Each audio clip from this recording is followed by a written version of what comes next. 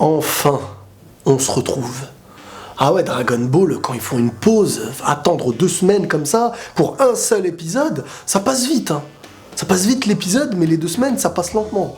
C'est quand même triste un petit peu. Je sais pas, quand je vois dans Naruto, quand il n'y a pas un épisode pendant une semaine, et ben la semaine d'après, ou bien la semaine d'après, ou pendant la période je sais pas quoi, on se tape des doubles épisodes. Dans Dragon Ball, non. Bébert, tais-toi. Il y a des gens qui me disent « Ouais, mais le studio d'animation, Toei, machin, truc... » Mais je m'en fiche.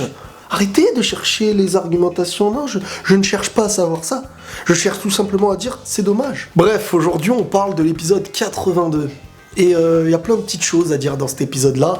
On a eu le combat de Goku contre Toppo. Celui-ci ne s'est pas terminé comme prévu. J'avais anticipé un petit peu ça parce qu'on ne pouvait pas bâcler ce combat. Et ce combat, encore une fois, servira à quelque chose. Dans cet épisode aussi, essayez de regarder bien l'attitude de Gohan. Il y a plusieurs options et plusieurs théories là-dessus. Et je pense qu'il y en a 2 qui peuvent être réelles. Gohan, dans ce combat, il est un petit peu en admiration envers Toppo. Pourquoi il serait en admiration envers Toppo, certains se diraient?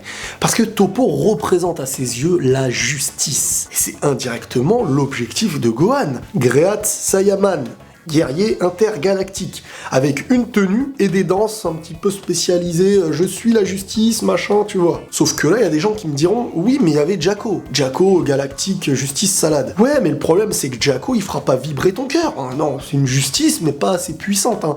Il combat des petites fourmis de l'espace, quelque part. Les méchantes fourmis qui piquent, là, les rouges, là, je sais pas quoi. C'est les rouges bébères qui piquent. On a aussi un Gohan qui, à chaque fois que Goku était un petit peu en difficulté pendant ce combat, il lâchait un petit sourire. Il était un petit peu confiant. On peut dire que le sang des Saiyajins, comme il l'a dit, coule dans ses veines et il l'a ressenti. Parce que Gohan n'était pas dans une ambiance combat comme ça depuis très très longtemps. Et le fait de se retrouver dans un délire combattant, il y a de la guerre, il y a du sang, il y a de la bagarre et tout ça, et ben son sang revive quelque part. Ravive. Je sais pas comment on dit. Et Gohan, on l'a pu le voir dans cet épisode, il était clairement concerné, il était content que son père se réveille dans le combat et tout ça. Il était vraiment... même, il avait un regard sérieux, hein. C'était fini, tu vois, les yeux comme ça, là. Je pense personnellement que Gohan a une certaine stratégie.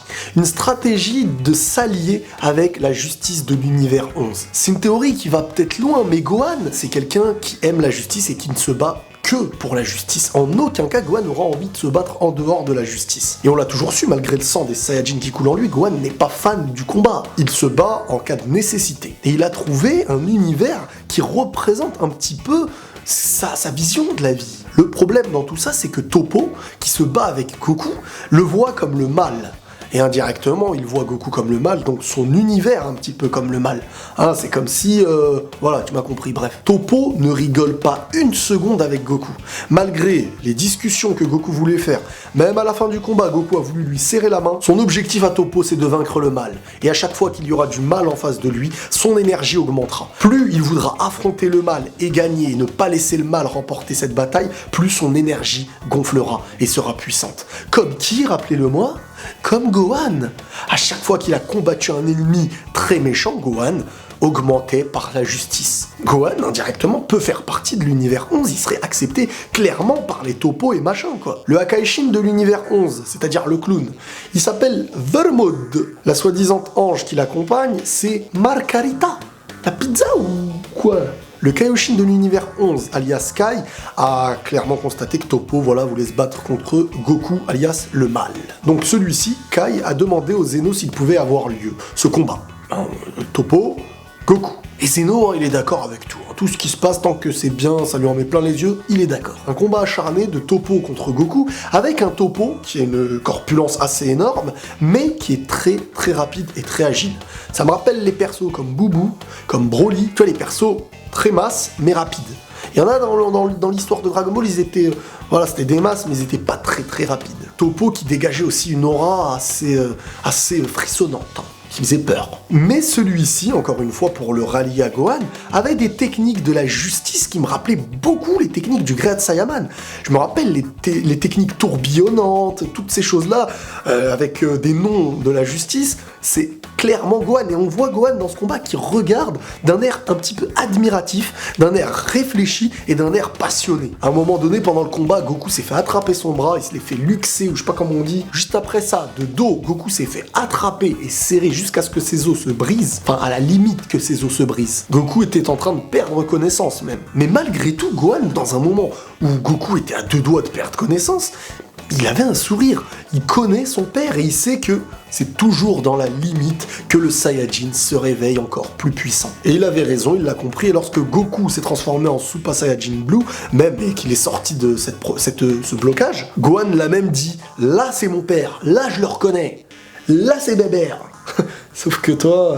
Bref, une fois transformé en Super Saiyajin Blue, Goku avait pris l'ascendant dans le combat. Il en a même terminé avec un super Kamehameha, encore une fois. Sauf que même Beerus et Whis pensaient que Toppo allait mourir. Mais Toppo avait bien résisté avec une protection. Et dans un moment où Goku allait tout donner et Toppo tout donner, ça allait être chacun sa boule d'énergie, il y allait avoir un victorieux. Au-delà de leurs limites, il y a eu cette petite séquence du grand prêtre lorsqu'il s'est retourné en voyant les deux Zeno kiffer, en disant « Au-delà des limites », tu vois, ils étaient grave contents. Et le Daishinkan, il s'est retourné, il l'a regardé, il est revenu vers Goku et Toppo, et il a dit « Stop ». Il a stoppé de lui-même le combat.